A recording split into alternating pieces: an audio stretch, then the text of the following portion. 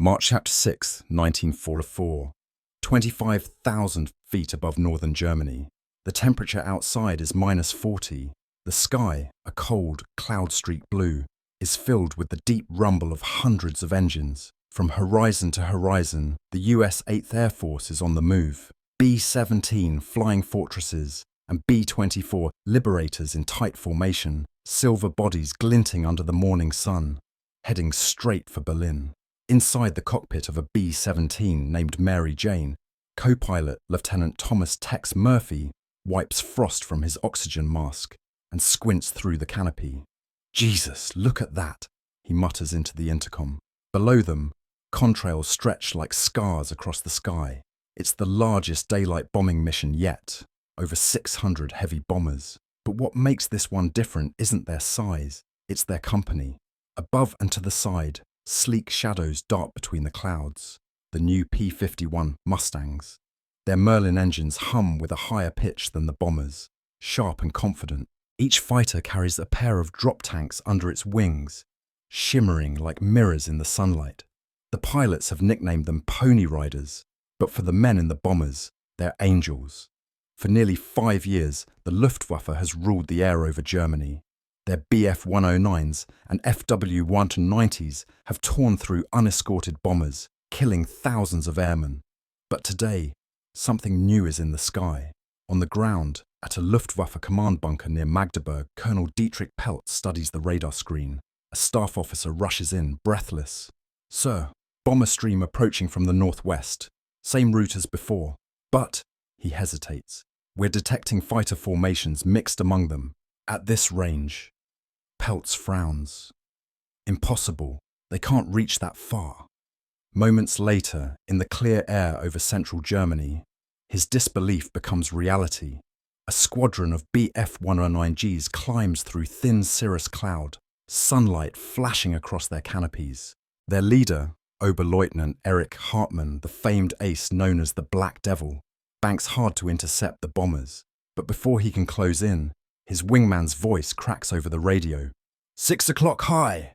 Mustangs!" Hartmann twists in his seat, and there they are, the unmistakable silhouettes of P-51s diving out of the sun. One of them, flown by Captain Don Gentile of the 4th Fighter Group, snaps into a tight roll and lines up a shot. His 650 caliber Brownings blaze, tracers tearing through the thin air. A Bf-109 bursts into flame, plunging toward the clouds. Below, the bomber crews cheer. "That's them! Mustangs! They're still with us!" For the first time, the Luftwaffe is no longer the hunter. They are the hunted. At 11:22 a.m., the first bombs fall on Berlin.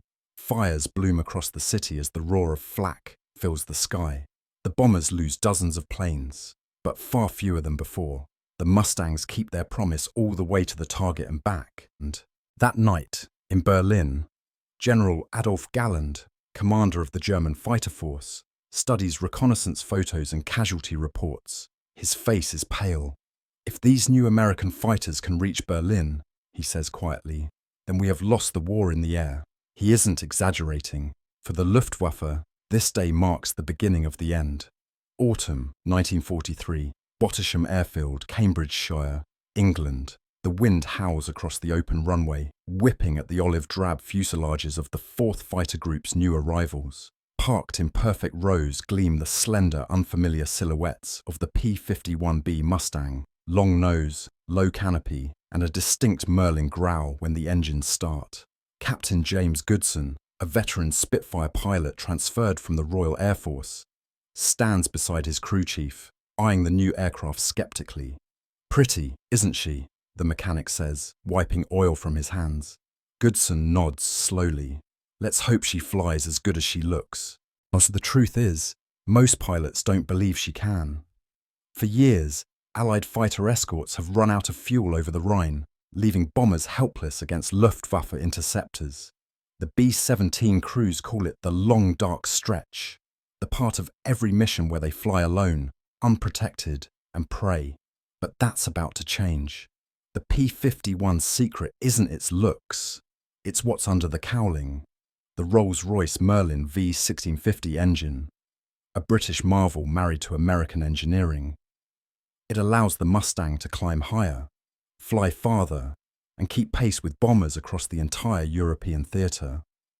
With twin 75-gallon drop tanks, the aircraft's range stretches to nearly 1,600 miles, far enough to reach Berlin, fight, and still come home.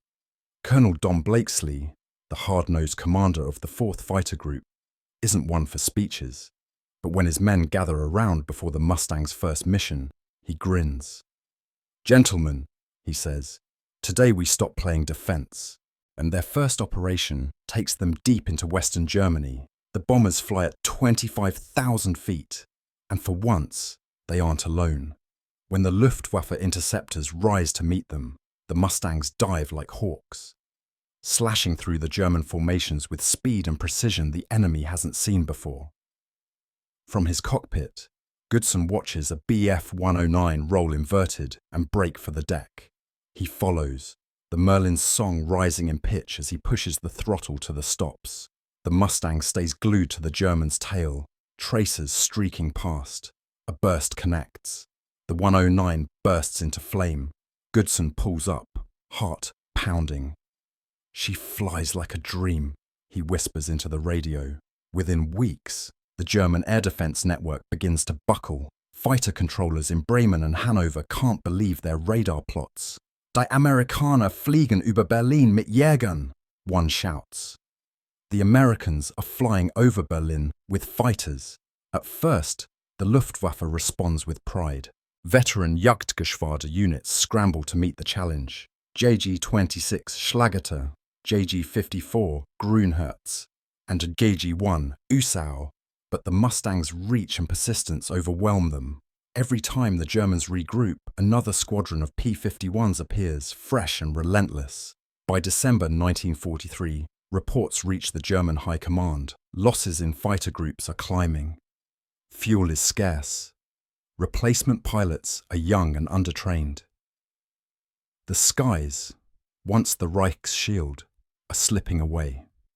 Inside the Air Ministry in Berlin, General Galland receives an intercepted report describing the new aircraft. Fast, long-legged, agile, a killer at high altitude. He puts down the paper, lights a cigarette, and stares out the window at the smoke rising over the city. "If they can bring that fighter to Berlin," he murmurs, "then the Reich is finished."